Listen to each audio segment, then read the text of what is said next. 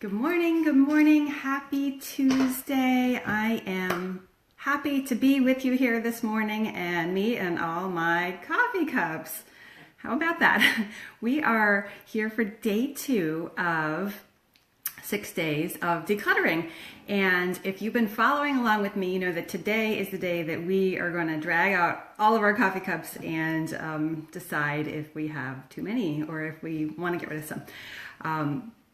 So glad to see you guys here this morning. Does the sound good? Can you guys hear me? I had a little trouble starting up, so maybe give me a quick comment. Let me know where you're calling in from this morning and or viewing in from this morning. I know we have people all over the world, which just blows me away and makes me so happy. So I would love to say good morning to you when you get a chance. We are talking about coffee cups this morning. This is day 2 of our 6 days of decluttering. And the reason that we're doing this morning, good morning, Trisha. Hi, 1 a.m. Oh my goodness. Wow, you're up late. We are, and by the way, if you don't already have the workbook, good morning. Good morning, Carla. Good. Glad to hear the sound is better this morning. I apologize. Yesterday, the sound was just awful, and I didn't realize it till afterwards, so I appreciate everyone just hanging in there with me. Hello, Nancy. Hi, Nancy. I see your name all over the place. Yeah, it was bad, wasn't it? Well, I have some new equipment, so hopefully today's better. Me and all my coffee cups. So if you haven't already grabbed a copy of the workbook, don't go now because you don't want to miss the video if you're here live. But when you get a chance, click the link in the post at the very top, and you will get a link to where you can get a copy of this. It's like a mini workbook, okay? So it looks like this. This is 6 days of decluttering, and you'll get a little bit of a letter from me, and you will get the checklist, which looks like this. And this is just to keep you on track. It's super, super simple. And it's just a way to kind of remind you and keep you on track and hopefully help you succeed and just finish, right? Because finishing is so important. And when you build that habit of finishing things, even if they're little tiny things, it goes a long way. Good morning, Laureen from Rhode Island. Good morning, Nancy Dickerson from Merced, California. I'm so glad to see you guys. I'm in Pennsylvania. It's like super dark and cloudy this morning and just not very nice. So I wanted to let you guys know, when we announced this challenge, I made that happen. It's a good habit to have, right? When we announced this challenge, I had a crazy goal, and I thought, I'm gonna share this with my group and my people, even though it's a little scary to put it out there, because when we put things out there, it kind of makes us take that extra effort and just go for it that much more, and then other people can get excited about your goal and they can help you along and push you toward that. So that's what I did, and I said I would love it if we could reach 10,000 people with this challenge, right? So that was at the very beginning when we first opened up signups last week. Well, on Sunday we had gotten to like 4,300, I think, and that was cool, right? We weren't to 10,000 yet, but we were at 4,300. Well, let me tell you guys, we are now at, well, it's backwards, but 5181. 5,000 people have signed up for this challenge. So that blows me away because this is Christmas time. This is holiday time. Everybody's super busy. But what I really want you to know is that your kitchen is such, it's like the heart of your home. And when your kitchen is out of whack, especially during Christmas time, during holiday time, it just makes life so much more difficult, not to mention stressful and, makes you crappy. So 10 minutes a day, this is the idea. 10 minutes a day, we just tackle one little tiny area at a time, and it makes a huge difference. So today we're talking about mugs, and I've got all my mugs here. I've counted. It looks like we have 15 of them in the house, which isn't too bad, and there's probably a couple more like in my kids' bedrooms. I have 4 boys, so we do have, there's a lot of people in this house. So I'm pretty happy with the amount of mugs that we have. But what I want to tell you about with mugs, somebody asked yesterday, how many mugs is a good rule of thumb, right? How many mugs should I have? And that's not a question that I can answer, right? That's not a question that anybody can answer except you. And that's what's so important when decluttering. We can give guidelines. We can say, how about 2 per person, or decide what's the maximum number of people that you've ever had over at your house. If you've had maximum 10 people, then maybe 12 mugs is enough. We can give guidelines, but we don't know your situation. We don't know your favorites. We don't know, how much room you have. So it's really, really up to you to decide, how many do you want to keep? What do you have room for? If you love mugs, go for it. Have all the mugs you want. We've got this goofy one here. This is my kids love this mug. It's the silliest mug. It's giant, right? It hardly fits in the dishwasher. It's just interesting. They love it. So we're going to keep it, right? It holds like a liter of hot chocolate, but it's staying because we use it. We love it. It's fun. So that is, that's how we make our decision. I do love mugs. I like the big ones, right? This is sort of my favorite mug here. It says, "He makes all things new," Bible verse. So this one, it's just got a nice shape to it. It kind of goes along with my coffee habit. So I keep these mugs. Patricia says, "Dishes of any item. We could have one of each if everyone washed their own dishes." Right, absolutely. Yeah, and some people do, right? Some people do pare way back. Or especially like with kid cups, they'll have one for each kid, and that's it. And then, if the kid needs a drink, and if the kid is big enough, the kid can get their cup, get a drink, and wash it out. And then you don't have, 50 cups piling up. Other people, that just doesn't work. So it really, really depends on you. And, we're not the decluttering police around here. By all means, if you want 15 coffee mugs or if you want 30 coffee mugs, I'm not going to tell you no. But I am going to tell you if they're a problem for you, if you don't like them, if you're holding on to them because you think you're supposed to hold on to them, then you can let that go, right? That does not need to be your reality. You don't have to hang on to those things if you don't want to. If it's not working for you, then let them go. Mugs are a perfect thing to give to thrift stores because, they're durable and maybe someone else will enjoy it. You can repurpose them. A lot of people do that too. If it's a cute mug, you can stick a plant in it, a little plant. Use it for pencil holders, and there's a million ways to repurpose them too. But it's just a thing, right? And a lot of people feel bad about giving away things or not wanting things, but it's just a piece of pottery. It doesn't have emotions. It's there to serve you, and when it's done serving you, then if you don't need it, then pass it on, or even throw it in the trash. I tell people this all the time. It's okay to throw things away. The waste, whether the waste goes into the landfill or sitting in your cupboard, it's still waste, right? There's really no difference if it's cluttering up your home or if it's cluttering up the dump. It's unfortunate, but the waste has already happened. Once it comes into your home or once you buy it or when someone gives it to you, that's the point when the waste happens. So if you want to cut back on waste, then don't bring those things into your house and be more mindful at that point. You can't really make a difference once it's there. So I really, really encourage you to let go of that guilt and, that frustration. If you're trying to make it work, but you don't want your 15 coffee mugs, then just let them go, right? It's okay. Hey, Pat, good morning. Good morning. How are you?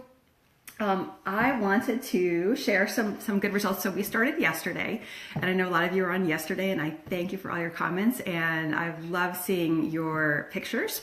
So yesterday, the challenge was to declutter the front of your refrigerator, and we had some really cute ones. Somebody shared a picture of her fridge, and she had like snowman magnets on it, and it was just all cleaned up. And somebody else shared a photo of her fridge, and it had her grandmother on it who had just passed away, and that really touched my heart. So I wanted to do a couple fun things, and so I just picked somebody randomly from the post yesterday, and I want to give away a copy of my book. Let's see, Carla says, my hubby loves a chip mug, so it stays. Yeah, it makes him happy, right? And you love my English accent. Thank you. I guess I have sort of a Michigan/Florida accent. Bonnie says, I like the idea of one glass or cup per person. My husband uses a new glass all the time, probably 6 a day. Yeah, I've sort of trained my kids to take a drink and then they wash out their cups and then they set them to dry right next to the sink because we have room. But then they'll go get a new one. So we're kind of working on that. I'm in Pennsylvania, and I'm sort of from Florida, by way of Michigan. So I have a little bit of a mishmash there. Let's see. Okay, so I have a giveaway. I'm going to give away a copy. I have a book, and it's called Step by Step Decluttering, and it packages all of my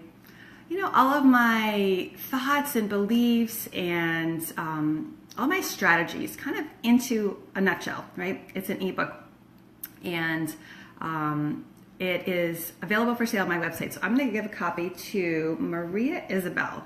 Maria took some pictures yesterday of everything she took off the fridge. She had a lot of magnets, and then she took a picture of the after, and it just looked so great. So I just picked her randomly. So I'm going to send Maria a copy of the ebook, but if the rest of you are interested, I'll put the link up in the post after we're done.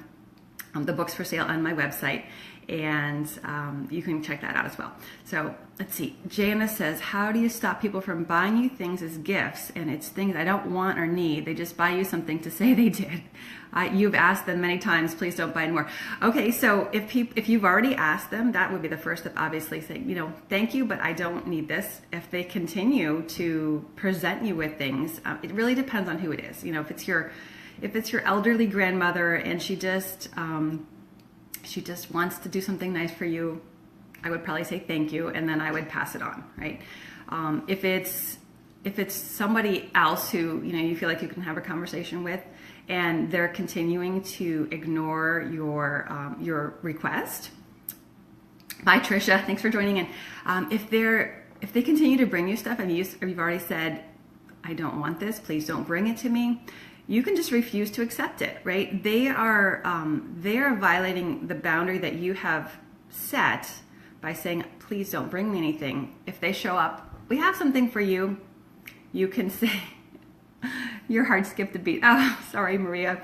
We'll do some pictures for today, and maybe I'll pick you randomly.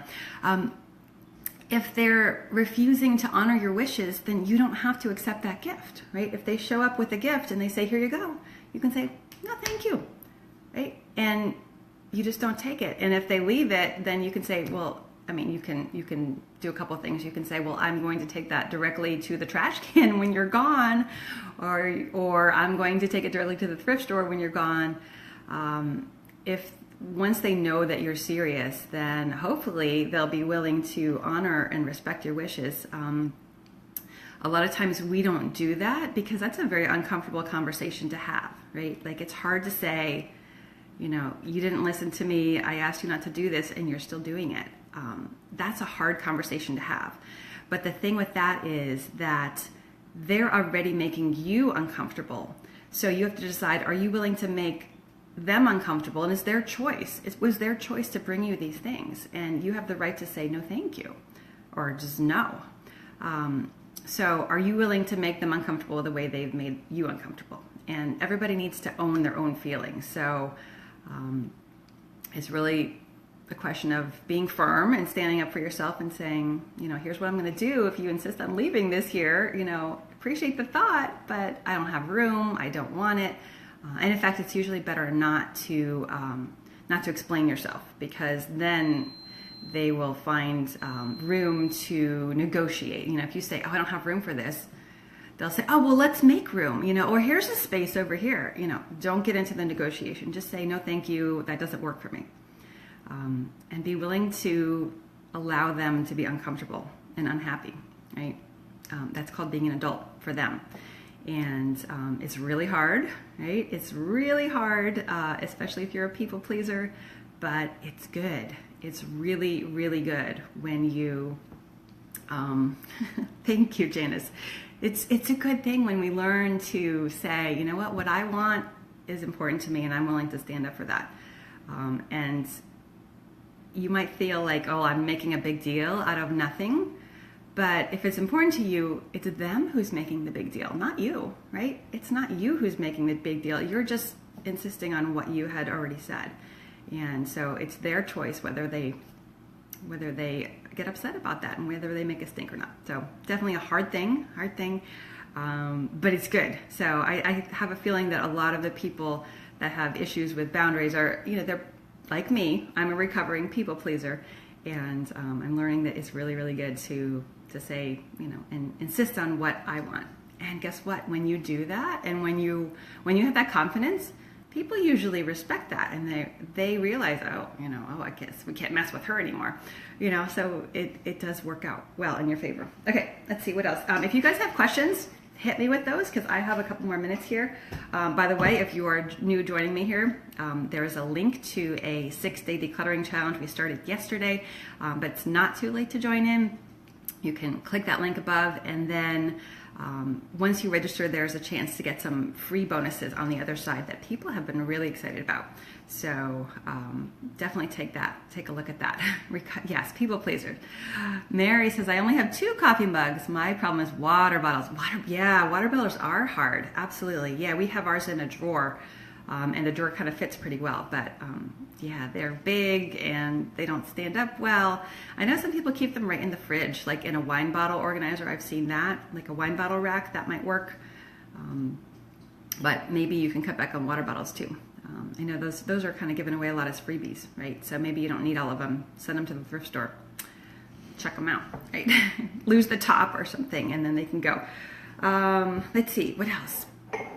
Yeah, so I've got my 15 mugs here.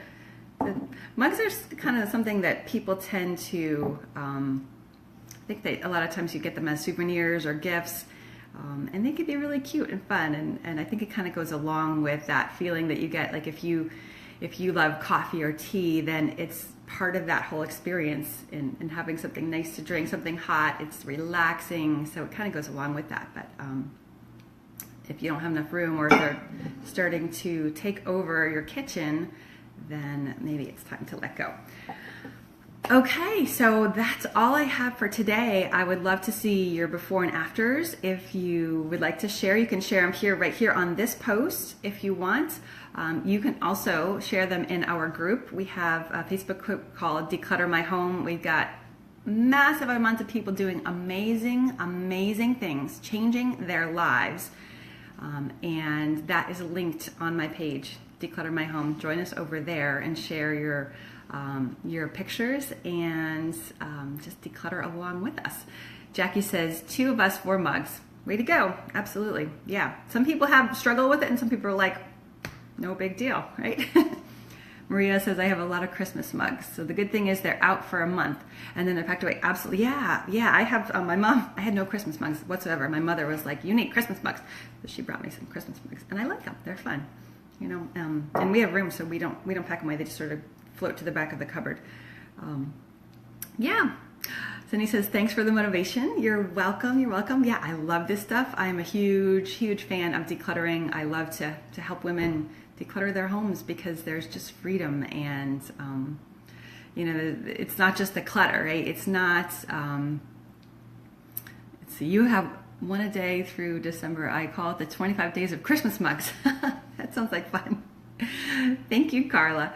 Yeah, the clutter is not about the stuff, right? It's not about the stuff. It's about the feelings that are behind the stuff. It's about guilt. It's about being sentimental. It's about maybe feeling like you wasted money on things, or that you love it all and it's really hard to let it go. So don't be fooled. I was talking to my 13-year-old yesterday, and he was like, what is the big deal about decluttering, Mom? I don't get it. He's like, you just if you don't need it, you just get rid of it. And I said, no.